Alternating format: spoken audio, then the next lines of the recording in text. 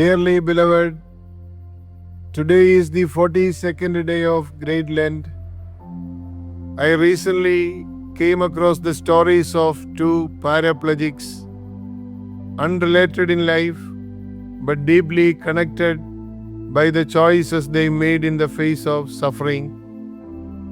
The first was Kenneth Wright, a former high school football star with a passion for wrestling, boxing, hunting, and skin diving. In 1979, his life changed in an instant when a wrestling injury left him paralyzed from the chest down. Though his doctors held out hope that with therapy he might one day walk again using braces and crutches, Kenneth struggled to accept his new reality.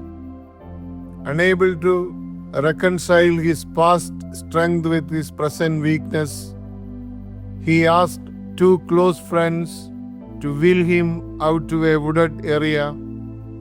There, left alone with a 12-gauge shotgun, Kenneth ended his life. He was just 24.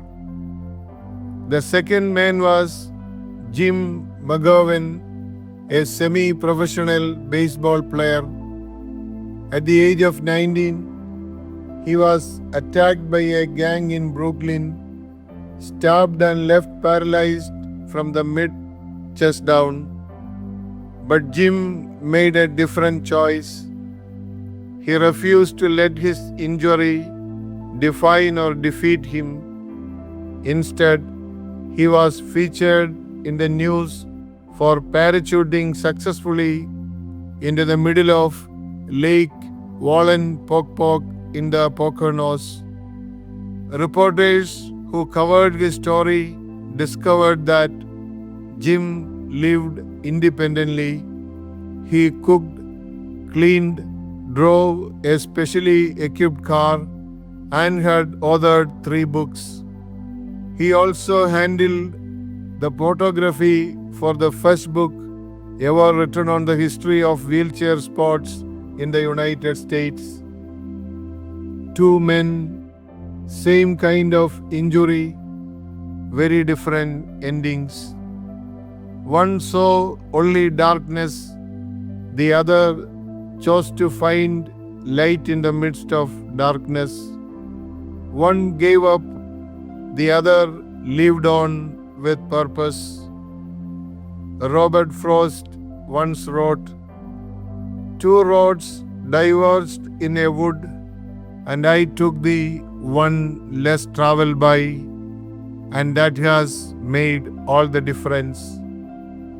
Like the 2 men in the story, we too are presented with a choice to allow suffering to break us completely or to let it shape us into something stronger. The cross of Christ was not the end of his story, but the beginning of resurrection. He turned the ultimate symbol of pain into the ultimate promise of hope. Dear friends, during this Lent, ask yourself, what do I do with my wounds?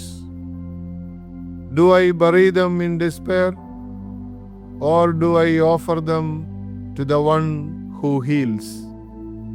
In Christ, no suffering is wasted. Even in our deepest pain, Christ gives us the strength to rise again, to find meaning, and to move forward. The road may be hard, but it leads to resurrection if we walk it with Him. Have a blessed day. Eapen.